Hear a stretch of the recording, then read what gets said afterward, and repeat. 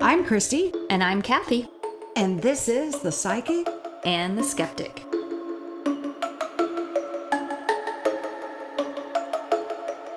Welcome back to The Psychic and the Skeptic. And on this episode, we are digging back into our case files as Paranormal Investigation Team Oklahoma Paranormal Research and Investigations. Yay! On our trip to the Poncan Theater in Ponca City, Oklahoma. Yeah, maybe we'll get a little more scientific on this one since we've had psychic detectives, psychic readings. Yeah, So, we've been all deep into the psychic lately. yes. 5 episodes of Psychic Detectives, but we highly recommend you go back and listen to those if you haven't heard them. Each one gets better. Especially if you are into true crime, you will find those very interesting. So, case files, the Poncan Theater. So we went on our first investigation of 2 to this theater with Afterlife Paranormal Investigations, our sister paranormal team. Hey, girls. That is Brooke, Tammy, and Jill. Yes. So we love you guys. I am so glad that we got to go to the Poncan Theater because it's always been on my bucket list since I first got into paranormal investigating, going on 26 years now. I've always heard it was very haunted, and so I always wanted to go. And so I'm so glad I got to cross that off my bucket list. Yes. And it does live up to its reputation of being That- haunted anyway. Or it probably wouldn't have made this episode. Right. No, Well, we wouldn't have gone back a second time. And our Um, initial investigation was July 20th of 2024. And then our second one was just with our team on June 21st of 2025. correct. So it feels like it wasn't that long ago that we first went there. That very first night, that was when we had some thunderstorms in the area. Yes, the thunderstorms were awesome. And we have the negative ion discharge theory, Right. to where it just energizes the environment and spirits can use that energy. That is theory. I believe it works. Well, there's definitely some kind of a charge when you've got electrical storms nearby, which I feel and we saw interferes with our equipment there, especially if they are EMF detectors or the light strip that we had on the stage at this theater. The Would- tripwire. Yeah, we call it a tripwire, but it's an EMF detector and it has little lights along a wire that will light up as there's a spike in electrical activity in the area. So we definitely saw that dance around with some lighting that night, which was cool, but it coincided with the lightning off in the distance. So definitely not paranormal or ghosts. Right. Okay, so before we get into this case file any further, I, as the historian for OKPRI, feel it is important to go over a little bit of background on the Poncan Theater. So the Poncan Theater is in Ponca City, Oklahoma, which sits on the northern side of the state near Kansas. And there were 4 businessmen in the area that got together to get this theater built. Charles Calkins, George Brett, Eugene Wetzel, and Dr. J.A. Douglas, who was a dentist in the area, formed the Poncan Theater Company and then opened the Poncan Theater on September 20th, 1927. So during the Roaring Twenties. So this is a very unique time in history as well. Lots going on in 1927. But the building itself was designed by the Bowler brothers of Kansas City as a, quote, atmospheric theater with elaborate ceilings and ornamentation, giving an exotic feeling. It's giving exotic. Yes, but it is very beautiful. Yes. I mean, I'll post pictures, Yeah, but you would never know on the outside. It's pretty unique. It looks like it's from the 20s on the outside and has a really neat, is it stained glass round window design from the front? That's a really cool feature. but it was very elegantly created, I would say, and guests who visited definitely got the feeling of luxury. Oh, yeah. And you're up in rural Oklahoma. You're not in the big city. You're not in Tulsa or Oklahoma City. So they wanted something that was special, all their own. And that was the intent of the design. The theater had a Wurlitzer pipe organ. Fred Pickerel was their first managing director. and it was built to hold originally 1,200 seats. Tickets at the time were $1.10 for the lower floor and 50 cents for the balcony, which, from what we hear, were primarily reserved for the African American client, so there was segregation at that time. But $1.10 sounds really expensive for 1920s even. And 50 cents too. Not today's society. No, heck no, of course not. Today's economy, that's cheap. No, but you Back remember grandparents and great-grandparents saying, oh, I remember when I could get this and this for a nickel. Oh, So yeah. then $1.10 was this was an event. You can go to the theater, right? So, but it was unique for its time. It was one of the few theaters that didn't have pillars that support the balcony. And those pillars were kind of a nuisance because if you get the seat right behind the pillar, you kind of have to lean left and right to be able to see what's going on stage. Mm-hmm. So they were able to build their balcony with a 5-foot thick I-beam that spanned the entire width of the building. So we have this in some of the pictures so you can get an idea perspective-wise on how large this theater is. And just in the 20s to be able to build something that could support the weight of a balcony without any pillars underneath was unique engineering at the time. So part of the vaudeville equipment that they had was an on-stage elevator. So, and we saw where this used to be when we were investigating. And I remember it was something that you were picking up on psychically. Mm-hmm. You stood in that spot and you said there was something unique about here. I'm like, yep, this is where the elevator was. Yes, I remember that. Yep. And so the elevator could lower to the dressing room area, and they could load furniture onto this elevator and move it up to the stage and swap things out. So it was very useful for magic acts. That must have been super fun. Now you see them, now you don't. Right? So we know the trick. Spoiler alert, right?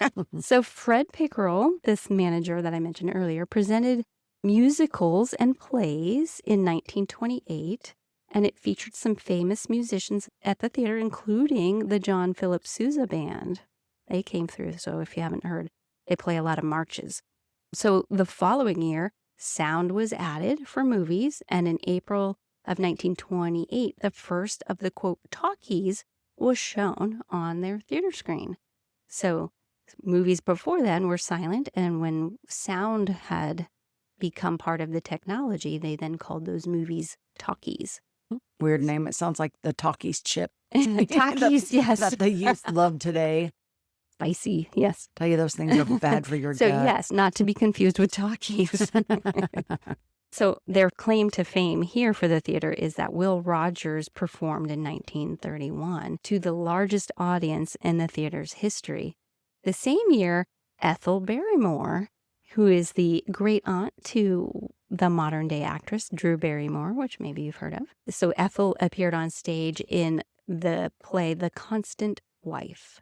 In April of 1933, the Poncan had closed for a little bit due to 2 lawsuits, but eventually there was a countersuit. One was towards the theater, one was towards the leaseor, but both cases were dismissed, and Pickerel continued under a new agreement with the leaseors, and they reopened in early September of that same year. So they weren't closed very long, but lawsuits came about enough to create a little hiccup in the theater's history. So Donald Hall became theater manager in 1946, and he had the longest tenure of any theater manager, retiring in the year 1977. And when I do the history for our investigations, those names and people who have been there for a long period of time are names that I take a note because if somebody's been with the theater that long, there usually is some kind of an emotional attachment. Even if it is your workplace, you put your heart and soul, you spend most of your time where you work. So I tend to write these things down as I prepare for an investigation, wondering if maybe there might be some kind of activity that could connect to him. Mm-hmm. It was really more his wife that was interesting in the history. So Frances Hall, Donald's wife, assisted in the business until her death in 1967. This death was on the theater property. She had collapsed in one of the theater offices on the 2nd floor and died shortly after. Now, she is one of the alleged ghosts that are supposedly there. And it's probably connected to this story because she died on the property or shortly after leaving the property on the way to the hospital or something Yeah, I like think that. they said that she died after she left. Right.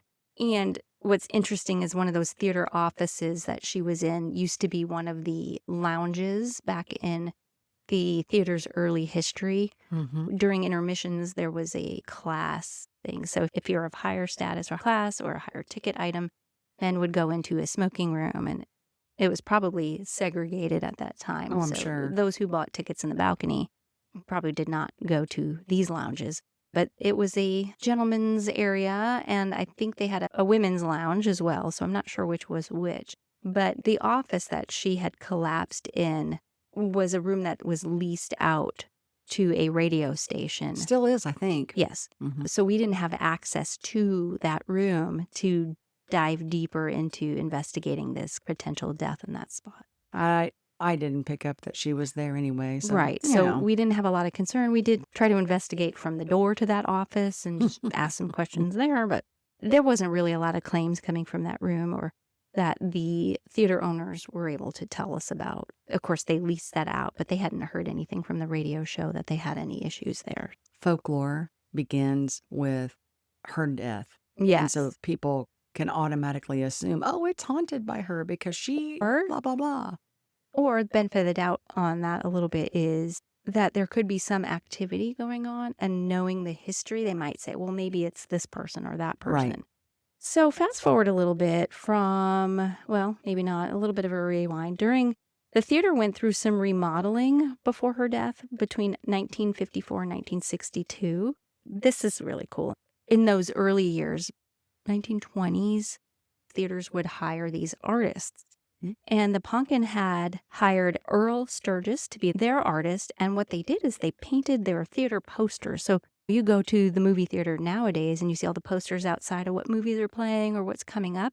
Well, they used to paint these posters on a canvas. So Hollywood would send these artists or these theaters these pictures, photographs, or a print of what they wanted the theater poster to look like. So they'd send it to you really small, and then your artist would paint the same thing onto these big giant canvases. It was cheaper than printing. The theater could just hire their own artist and recreate it for outside their theaters or in their lobby. So Sturgis had been their artist for a while, and they were displayed in the front of the theater and stored in various spaces in the theater. Barney Austin started at the theater when it opened in 1927, and he was working really hard to have the building placed on the National Register of Historic Places. So in 1985, the theater had closed and remained closed for almost a decade. So he and his wife, Geneva, who was also a longtime employee of the theater, and she started a scrapbook that currently holds over 20 years of Poncan theater memorabilia. So in 2006, Dave May, the executive director of the Poncan, he's the one who leased the second floor to Team Radio at that time. He also led efforts to restore these posters. Most of them were from the 1930s, and they are hand-painted lobby art. So it's a gem to find these because they became rare after World War II. These paintings were painted over when new movies would come out.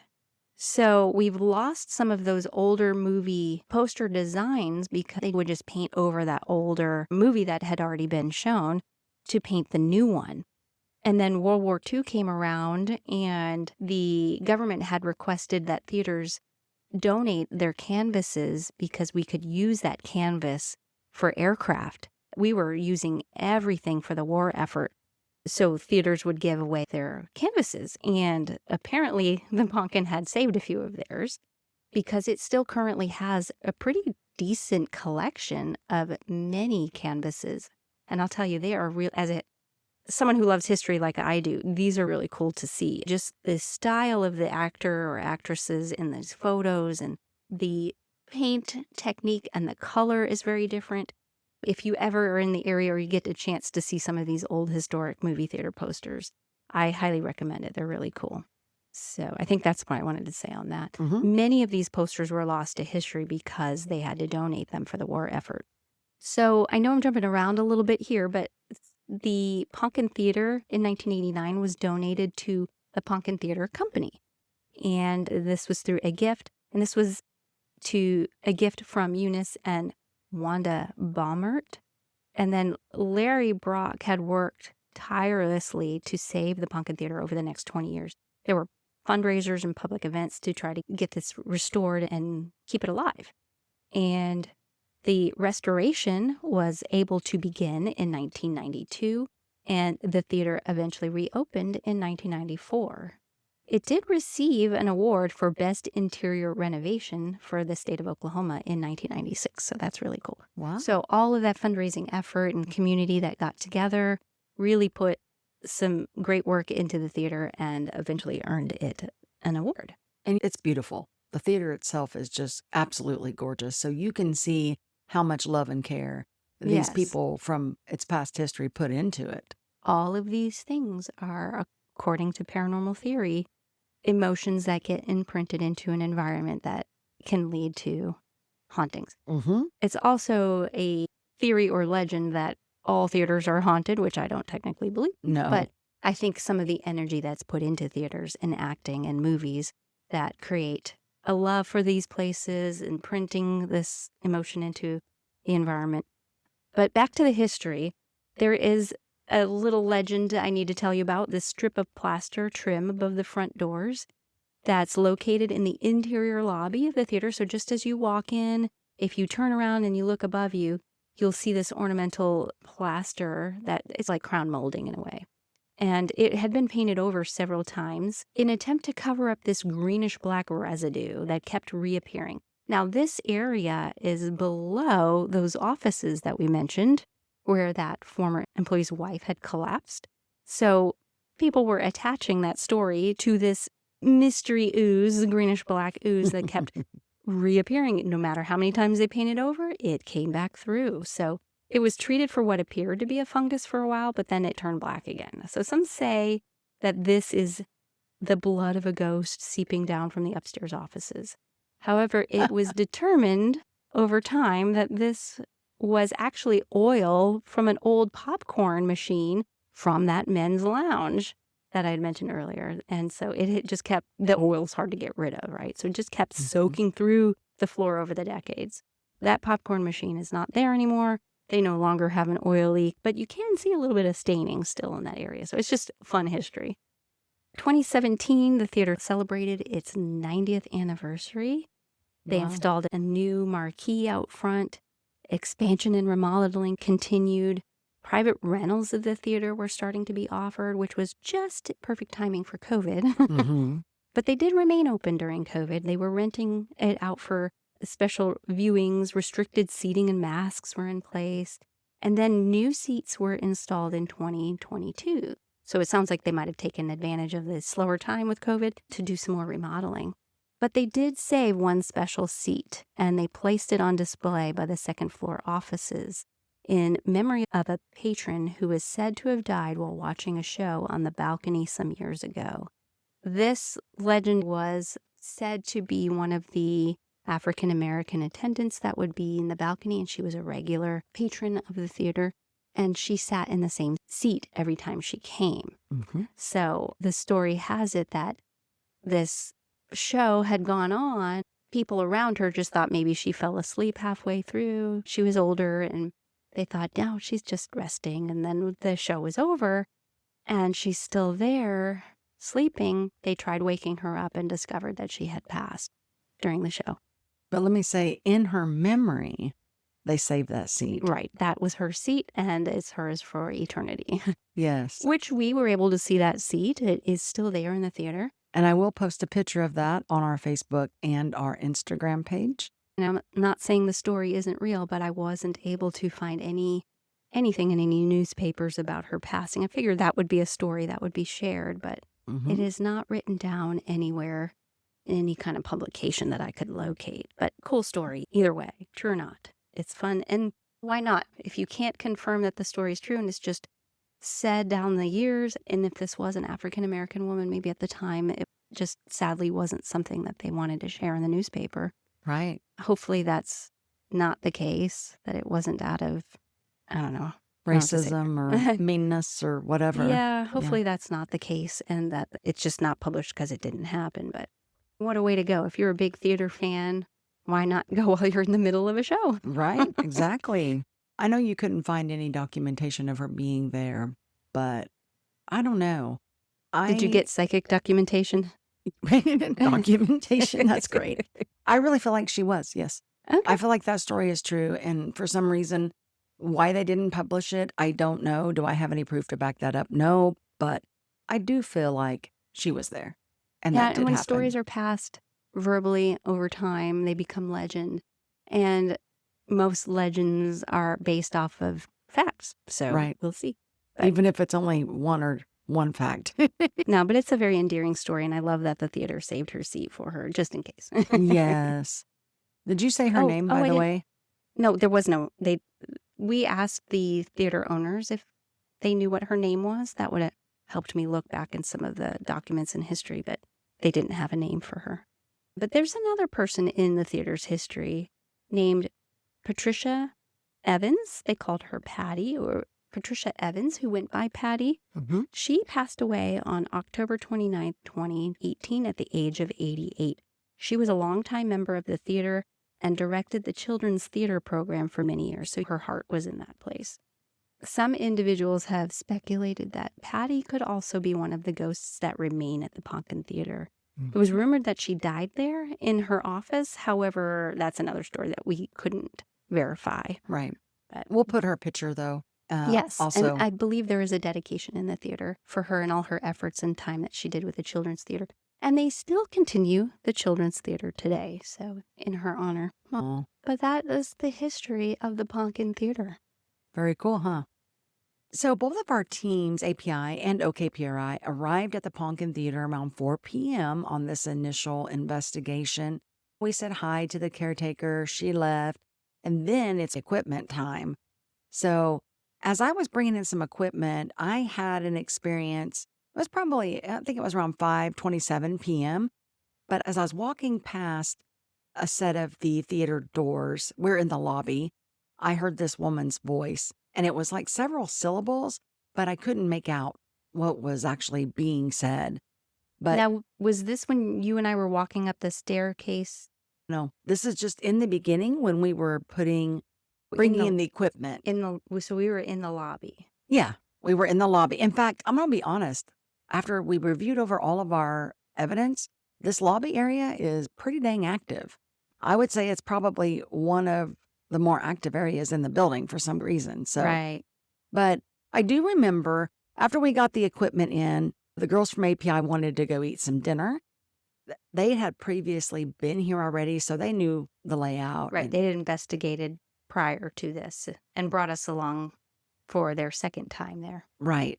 So they left to go get some dinner. And then you and I, they said, before they left, they said, why don't you guys go ahead and go do a walkthrough, get a feel of the building? Mm-hmm. And so we're like, okay. Yeah. So they left and it was just you and I Just us. in the building, walking around. That was around 5:46 p.m., I think. And I do remember I had my audio recorder, one on me, and then I had one in the auditorium area. And you and I, that's when we started to go through to head up to explore the auditorium and the projector room. That's when your audio recorder, Kathy, actually picked up a female whisper that says, yeah. Do you remember that? Yes. And what's really cool about this is you can hear it in the distance, and there is nobody in the building. Right. The It's front just door you is and I. locked. We've already been through, walked around, and seen that there's just nobody but us. Mm-hmm. So let's play that so you all can hear it. See the backstage right now. Yeah, The well, I mean, stage this is itself. not a huge theater, so. Right. But I'm Sounds thinking like they're if here. I do that, then Okay, so hopefully you caught that. I'll play it again for you so that you can hear that section where we hear, sounds like a female voice. Mm-hmm. Says And it's sound you like and a I were the yeah. only ones there. Yeah, it sounds like she's saying yeah. And I do say in here right after hearing this, so it sounds like it's not quite an EVP. If it's paranormal, it would be a disembodied voice because I react and said, oh, it sounds like they're here, meaning API returning from dinner.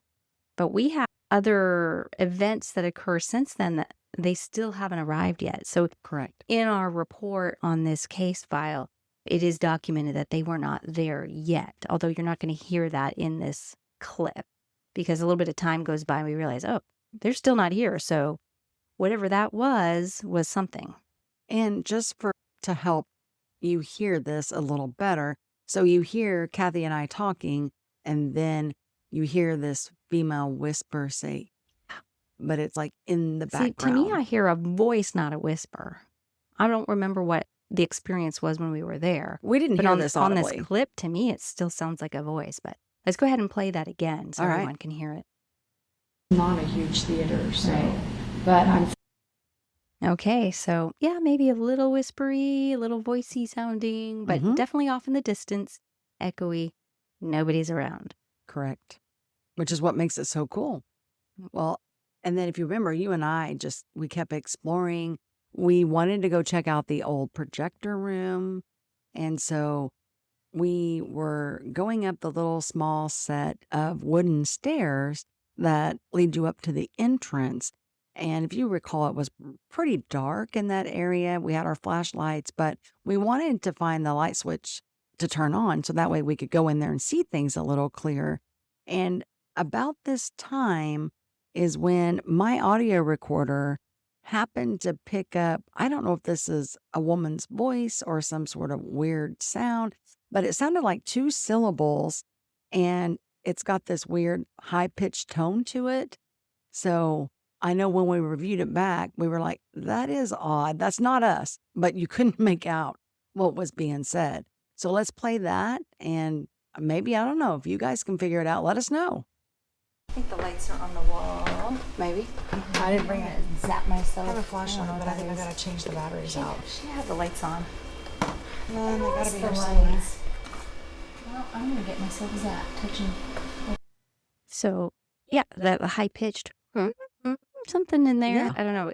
Maybe not one word, maybe two words in there. It could be. It sounded like maybe two syllables, but again, I don't know if it's a voice. I don't know if it's a sound. I'm not sure. There's something there, and we didn't do that. That yes, we're chit chatting back and forth a little bit, just saying what we're doing, kind of talking over each other. Almost sounds like there's three people there. If you really, I know, but think there about it. wasn't. There wasn't. No, because there's you and me.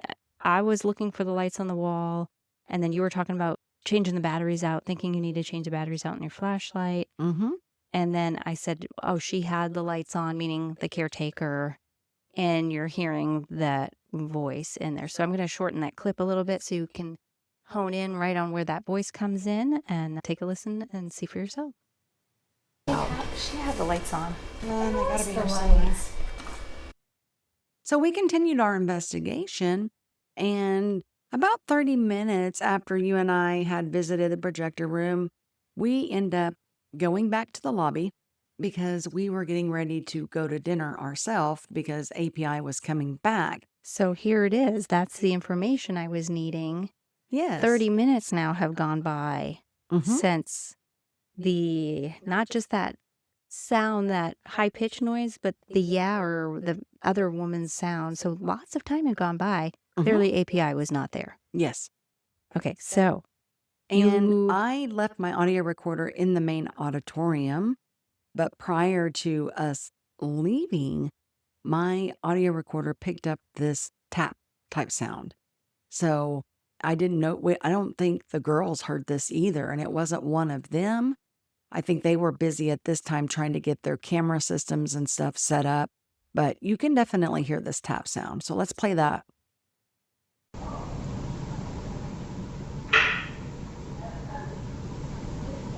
So that was really loud. yeah, and you very faintly after that tap hear some voices coming from the lobby. That's that distant talking that you might hear in the clip. The key there is how loud that tap is, and it's right up near that recorder. Mm-hmm. And we do know that nobody was in the theater at that time. Correct. Everybody was in the lobby. Did you just say that we hadn't left yet? We had gone. We had Okay. left, but We- it was just still there. Right. And then we got back from dinner about 7:45 p.m. Okay, so we had already left for dinner then. Yes. Okay. And API, I think they got done with their setup about Yeah. 8 o'clock. Right, because when we left, they were all still sitting at their base getting all their stuff set up. So Right. there's only 3 of them, and they were all right in the front. Right. And they weren't investigating at that point anyway. They left to eat to come back and finish their setup. So, Right. yeah. And then you and I, when we got back, we ended up going ahead and trying to set some equipment throughout the theater. And I remember we were in the orchestra pit. It was about 8:18 p.m. And we were setting up a motion detector. And that's when my audio recorder picked up this voice that says set, like S-E-T. And you can hear it loud. So I don't know, Kathy, what do you think? Were they agreeing where we were setting? Well, I don't the know. I equipment? think my former musical self is thinking, what music set? The set is the songs that they're going to play. And we were in the orchestra pit. Could be, yeah. So, I don't know. Who knows? That's a tricky thing. You get these random words. You're like, what does this mean? Right. And that's the thing with some EVPs. Sometimes they'll match the conversations that you're having or what you're doing. And then sometimes you have no idea what it's in reference to. Right. Let's go ahead and play that EVP of set. Let's do this. So it's something walking by, I'll go back I down guess. so you can set it. Okay, yeah. So there's some noises in there. That's us walking around on these Setting risers. stuff up. Yeah, Mhm. there's a platform in there that can be put up and taken down as needed if they need an orchestra in there. So they Mhm. have that all set up and it's super creaky. But the set voice comes in at the very end there. And it sounds like it's right after you said, I'll go get it. And then set Yeah. is in there. And You know what I think is cool about these old theaters too? Once upon a time, they didn't have the music, and so they would have that live orchestra play and Right. animate what was going on. That's pretty neat. theaters will still do that now, though, for the acoustics of having the live orchestra versus something that's on a recording. So some shows still do that. I think that's a really cool experience. But Oh yeah. are they talking about their set list or Maybe? Who knows? we Hard to set? say. Who knows Yeah. what it had anything to do with? But I'll take the little ending piece there so you can hear that one more time in case you missed that. I'll go back I down guess. so you can set it. Okay, so what is next? Okay, so about this time around like 8:42 p.m., like we had all the equipment set up. We are in the main auditorium deciding that, hey, let's sit here for a while. Let's monitor. Let's do a sit down. But a lot of us were sitting in the theater seats facing the stage. Right. And at this time, I think it was Tammy, me and Tammy. Was I on the stage too? I think you were on the yeah. stage, if I remember correctly. You guys were sitting on the stage and you were looking out into the auditorium. Well, about the 8:42 mark, Tammy calls out, "Hey, the cat ball is Cat ball. yeah, it's rolling down the aisle." And we're like, "What?" And we're jumping up. And sure enough, by the time I got up and I turned around to look, the cat ball had Which activated. is a light up cat ball. Yes, So it lights up with motion. correct. And it was already rolling toward the front of the theater, the seats. But we went back and reviewed our video. And you can clearly see this cat ball in the middle of the aisle, just sitting there, untouched. Not moving. Right? Mhm. And then all of a sudden, it's Just activated. Yep. Just starts rolling. Yep. And starts rolling down the aisle. Now, I am the skeptic here. Oh, boy. No. See, you're supposed to be psychic and know what I'm about to say. I do, but No, I'm speaking in defense of the Okay. team. Now, because our listeners don't really know the setup here. Because as a skeptic, I'd be like, well, what does it look like? It is on a ramp. But we had that ball set there Mhm. for a long period of time at this point. So it had been sitting there, and we do try to recreate and debunk what's happening here. But for now, that cat ball rolled, and we're scratching our head. Exactly. Well, and here's Because the we thing. know it's been sitting there and it hadn't done anything, and nobody was near it. Right. Everybody and was sitting, nobody was up walking around. yeah, we had it marked where the position was. And then after this happened, Jill and I went over to the spot, set the ball back down, and we're stomping around it and we're trying to get it to see if it's going to activate on its so own. maybe the or roll. Tammy walking on the stage, did it create any vibration for it to roll? Not There- that far up. Right. And that's the whole point of that, too, because we'd been walking on the stage for a few minutes as well. And even walking to the seats, it didn't start rolling down Mhm. the aisle. There's carpeting there, so there's a little bit of traction. If you put something round down on the floor, it's not going to immediately roll away. But And yeah, guess what? it had been there a while. Right. And we captured this on the video, and it will be on our Facebook page and our Instagram for you all to be able to see this. No explanation for this. My opinion, purely paranormal. It was a very cool experience, and I'll never forget that one. Right, and it hasn't happened again since that time. We've been back before, and we have not had a cat ball start rolling on its own. We had several out that night as well. But Yes. We kept that experiment going to see if it would happen again. Correct. Now, this brings us to our next point. So as we are trying to recreate this, in fact, it was so funny. It was you and Tammy, wasn't it? That we Watching sent, on the monitor, I think I know where you're going. yeah, we're like, do it again, to go back. Right. Wasn't that you and Tammy? Yeah, and I don't remember the do it again was because we needed to see the cat ball rolling. Let me go ahead and finish what you were going to say. Okay. So our next part of this, it's about 9:02 p.m. So about 20 minutes later, after Right. us working on seeing if we could get it to do it again. Yes. We happened to see on video what looked like a floating light, like a self-illuminating, like pausing light. And so we were trying to figure out, me and Jill were actually down in front, and we were trying to recreate something. Do you remember what it was? Yeah, I know what you're talking about. So anything pulsating to me, I know exactly what that is. That's when dust is going across our IR cameras. The illuminating is each bulb of the infrared on the camera glowing on that piece of dust near the camera lens. But what was interesting was on stage, it looked like we had an image, like a white image of two legs walking by. Correct. And that's, I think, what we were saying. No, play that again. Play that again. What was that? Yeah, we were trying to get it recreated. During the recreation or during the stomping around the cat ball is when we noticed that. Yes. And also something that I pointed out on the pair of what looks like the legs from just a little above the knee down. Right. It also goes 3D, like it goes into the stage area. So like you can see through it. So if it was a reflection, it wouldn't continue Right. down like what it This did. is one of those things where I think everybody but me thinks it's paranormal. This is the skeptic for sure. Quite One, possibly. the illuminating, pulsating light.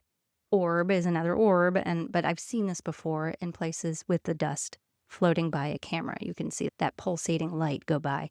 But the legs, now the problem here, and this is the problem on paranormal investigations when you have a lot of equipment, you have a lot of IR, things with lights that we can't see like infrared. And we had a camera pointing down that aisle for the cat ball, but we also had a camera on stage pointed towards the other camera. So you can see in the video that it looks white in the video, but it's an infrared camera shining back at the camera. So like Ghostbusters crossing streams here. So that created some kind of IR shadow that interfered with the camera pointing down the aisle. So Jill was walking around that cat ball, and in her movements, it created leg motions that kind of reflected back onto the stage. So that's what I think that was. I'm so glad we can agree to disagree because I don't really believe that's what it is. I am firm on that one, just But- as much as you are about ghosts existing. See, this is what's great, folks, Yeah. is we can agree to disagree. We've been friends for so many years that Yeah. we got this relationship where Kathy can say no and I can say yes, and we're good with it. So you guys can take a look at the video, see what you think. Are you on side skeptic or are you on side psychic? Yep, team skeptic, team psychic. Yeah, there Which we go. one, Are you folk? on? We'll post that video, and there's going to be lots of photos and stuff that you guys can see. It'll just give you an idea of what the theater and stuff looks like. Yeah. We continued our investigation. We decided that we were going to go ahead and conduct what we call sweeps of the main auditorium. This is where we're gathering data. Yes. Any EMF, electromagnetic field spikes, temperature, it's all baseline. temperature. Yeah, baseline information. Yeah. Right. About 9:30 p.m., as we're doing this is when we noticed that one of those little light up balls activated in the middle of the aisle. And that caught our attention. And so we were like, okay, Here we go again. yep, let's It's do not another even an sound. hour after the one was rolling down. But this was stationary. The lights just lit up and it didn't Right. roll. It didn't move. Yeah. So moving right along, it's about 10:45 p.m. now. And I don't know, we decided we were going to do some audio baiting. And I had started to make connection with some spirits, and I really felt we needed some music. And there was this song, Meet Me in St. Louis by Judy Garland, that we played. And at the end of the song, Kathy, your audio recorder is the one that picked up this brief voice. And it was really difficult to make out, but you can hear it. It sounds female.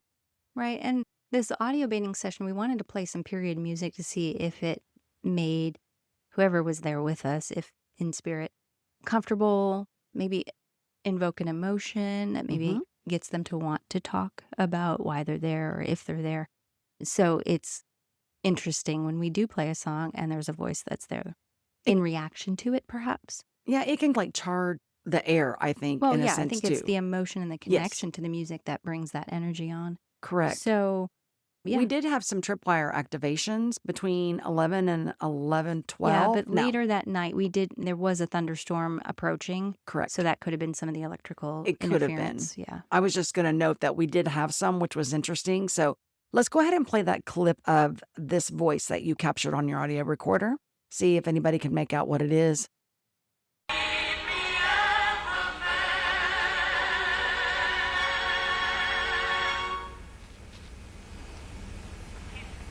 They were married. There was a lot of ups and downs. So it's right in that space where there's no sound. So at the end of the song, but right before we start talking, you hear it really quick. Meep. It's Yeah. just like super short, which we had like EVPs before that it sounded like there was a word in there, but they said it really fast. Or Right. two words that were really fast. And you had a theory on that because, they're on this higher level sometimes. Frequency level, Higher yeah. frequency. It's almost like even the time is sped up. Mm-hmm. I Um, also think they use things from like radio waves, music. I think there's a theory behind that where they can actually use those frequency levels to be able to produce sound. Yeah, that's a stretch for me, but I Well, don't know, maybe. It's a theory that's out there. But yeah, it's quiet. We can play that for you again so you know where to listen to. But it's just interesting because I remember when we played this song, that's why there's some silence afterward because we're listening. Mm-hmm. And then somebody chimes in and starts talking. So there was a sound there before we started speaking. And I'm really surprised we even Yeah. captured this. It's Yeah. so I don't even, quick. this was not even disembodied because there's no reaction to it. right. But our listening ears are open. So this, nobody heard. Correct. So Play here it one is- more time. Here it is again.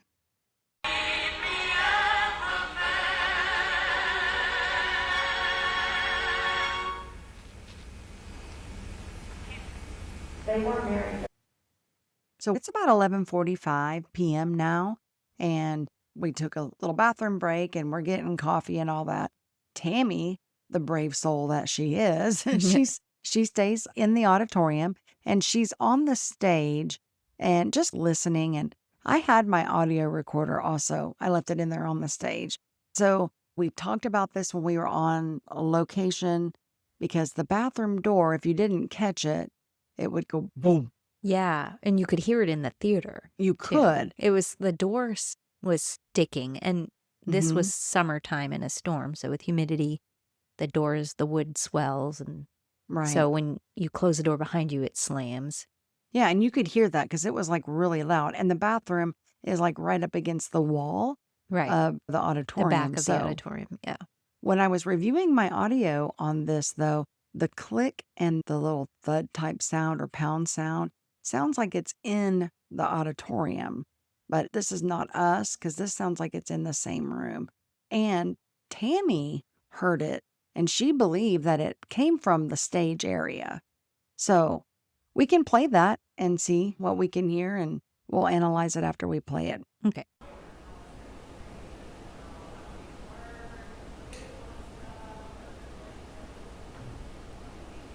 Okay. just had a really big pound back here. Okay, so it is a little bit quiet in there, but it's so funny how Tammy reacts. I just love her. I know. Okay, guys. When Tammy reacts like that, you know that she's gone through all the ruling out in her head. She's, nope, wasn't this, wasn't that. Oh, yeah. Definitely didn't sound like the bathroom door to her. It must have been louder for her in the moment because it sounds really quiet on your recorder. So I'm wondering if it wasn't up on the stage with you, that maybe the sound came from somewhere else in the auditorium.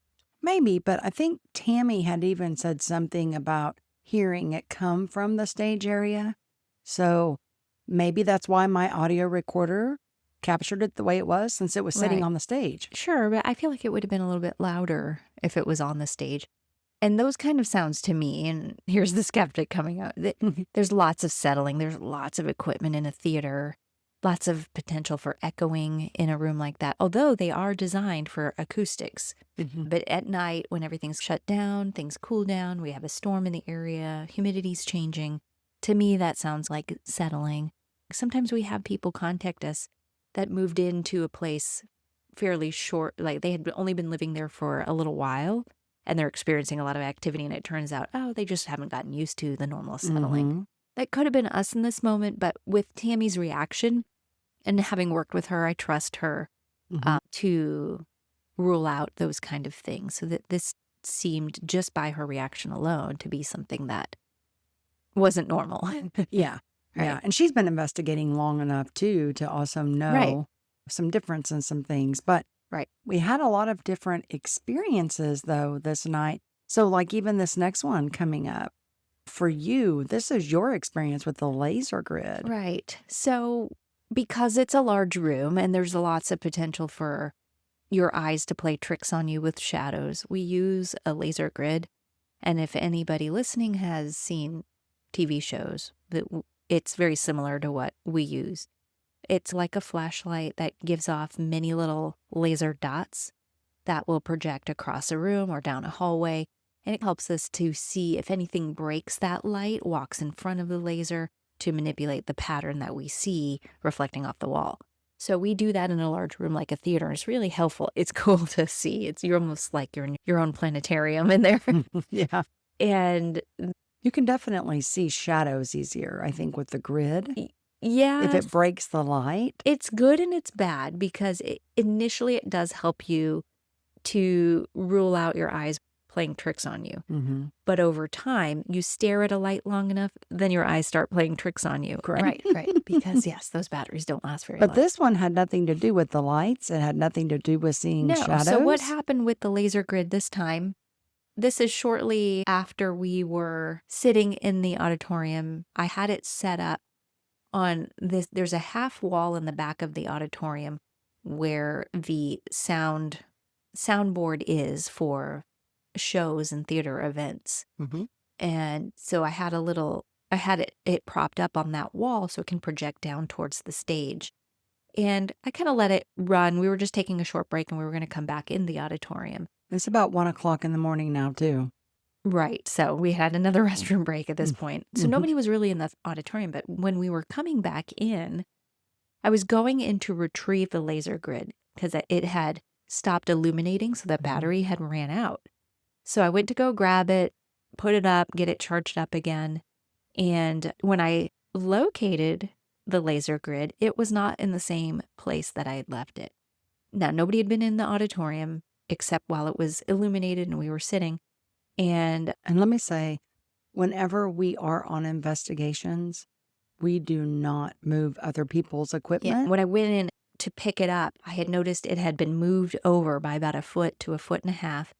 And it wasn't pointing down towards the stage. It had been turned off about at a 45-degree angle away from the stage. So this was pretty interesting because when we don't we touch set other people's equipment. Right. We Yeah. set equipment down. We leave it there. It is known among investigators that things are marked a certain way. They're angled a certain way. And unless we bump into it, we don't touch it until it's time to take things down. Now, where it was on that half wall, it wasn't by any kind of walkway. It was behind some seats. So it wasn't in a spot where somebody could bump it. so that it doesn't get misplaced or moved. So that's interesting to me. Somebody could have been sitting in one of those seats and bumped it. It's possible, but we were all accounted for during that time. So this is interesting to me because my skeptic brain is going to go, somebody walked by. I still can't rule out that somebody didn't come down the hallway and their arm was stretched out or they were carrying something that could have bumped it. But it's not likely, given I was there when we were all walking out and I would have thought to say, hey, watch out, I got a laser grid there. And I think one of us would have known that we had bumped it if we did, and we would have called that out and been like, hey, I bumped your grid. I know it sounds counterintuitive if it's dark that you won't see if you bump into things, but your senses are heightened in knowing and listening and feeling. But what really is interesting is it's not necessarily evidence on its own, but Tammy had also seen a shadow about 6 foot tall move through the theater around the same time as when I discovered this laser grid being moved. She said she'd heard a clicking noise right before that shadow moved. So perhaps whatever the shadow was had bumped into this laser grid. Maybe the click wasn't quite the turning off of a flashlight, but it could have been the movement of the flashlight clicking against the wood or something like that. Well, what about the EMF that you guys got? So, yes, we have a tri-field electromagnetic field detector. It detects magnetic fields and electromagnetic fields. So it can sense when there's a spike of energy in the environment, both natural and man-made. And so I had that with me when Tammy and I were walking around the theater area, and we went up to the projector room off the balcony. And Tammy had said that she was sensing a male presence in the area. She was getting a lot of energy from spirit that night. And we were going into the back storage area where there's access to the projector room. And it was just where she was feeling pulled. And she wanted to get closer to where this energy was. We were both feeling a strong static charge as we were going up into the projector room. And there's a lot of electrical equipment up there. Oh, yeah. They've got a really cool old-fashioned movie projector in there, plus a modernized one. However, I have tested that equipment with an EMF detector, and it's really well made, really well insulated as far as the wiring goes. It does not give off high EMF. The digital display on appliances in someone's home can give off a lot of electromagnetic fields. That's surprising. EMF readings. So projector. The projector equipment in there is actually pretty good in that it does not give off or radiate a lot of electromagnetic energy. So, but my first thought when we're feeling this staticky charge was the fact that we were by this projector room. So I pull out the tri-field, and we did have a high spike, but it quickly dissipated. And so did the feeling of that static charge. I'm wondering if that also had something to do with the environment because of the thunderstorm that was in the area. That's exactly what I was thinking, too. That would make sense. Yep. Oh, so I don't think it was anything You're normal. skeptic on me. Wait. But that would be my explanation. We don't recall any lightning strike at the time. We weren't near any lightning strikes. There weren't any big strikes that hit the building. Well, you can't Right. see lightning that's on the outside with the storm when we're inside like No, that. but you would have to be close to feel a static charge from the electricity, or it would have stayed around, not dissipate like it did. Right. But we have talked about how lightning from a storm actually charges the air with negative ions. Right. It was interesting because it came and went so quickly, Mm-hmm. yet there were no lightning strikes, and it's definitely not from the projector, although that was my first thought. Well, if you recall, we also got an EVP recorded right there by this projector room and we already talked about this EVP, but, maybe there's something to do with that area that Yeah, it's provides a hard to lot of say. energy or something. It's hard to say. Like, paranormal investigators love to investigate when there's a thunderstorm because it gives a lot of energy and potential to, according to paranormal theory, to create energy for a spirit to draw from to manifest.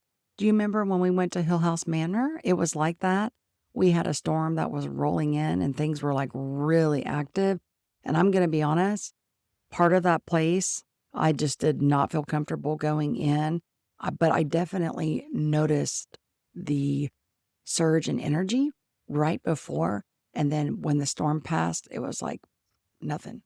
Yeah, at this point, we're experiencing some activity that could be related to the storm. Yeah. So it's hard. Which came first, the chicken or the egg? Are we experiencing things because we're feeling the energy from the storm? Or is the storm giving energy for spirit to manifest?